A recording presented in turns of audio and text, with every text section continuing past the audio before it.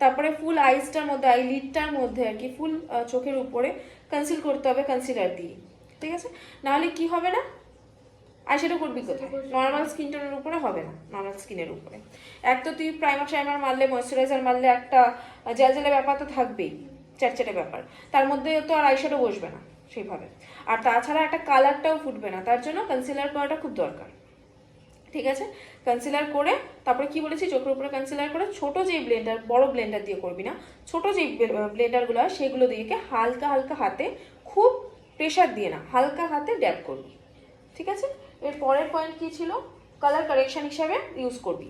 আচ্ছা, এলেগালের যে টিউবগুলো দেখেছিস, এলেগালের টিউবগুলো দেখি, ওগুলোর মধ্যে কালারের কনসিলার হয়, ওখানে লেখা থাকে কনসিলার, কিন্তু অ্যাকচুয়ালি ওগুলো কি হিসাবে কাজ করে, কারেক্টার হিসাবে কাজ করে, কারণ ওগুলো কালার হিসাবে।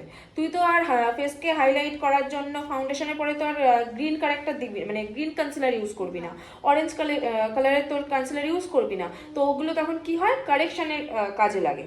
ওগুলো কনসিলার লেখা থাকে, কিন্তু কি হয়, ওগুলো কিন্তু কারেক্টারের কাজে লাগে, ওগুলো এক্স্যাক্ট আর কি কনসিলার আমরা যেটা বুঝি কনসিলার বলতে সেটা কিন্তু নয়, কনসিলার কিন্তু ওটা কারেকশনের জন্য লাগে ফেসে। আচ্ছা, এরপরে আছে আমরা কোথায় কোথায় তারপরে আমরা কি ইউজ করব, আমরা কনসিলার যেটা লাইট ভার্সন, যেটা স্কিন টোনের কালারের হয়, ফেয়ার শেড হোক, ডার্ক শেড হোক, যেগুলো আমাদের স্কিন টোনের কালারের হয়, সেগুলো দিয়ে আমরা কি করবো, ফেসকে হাইলাইট করবো।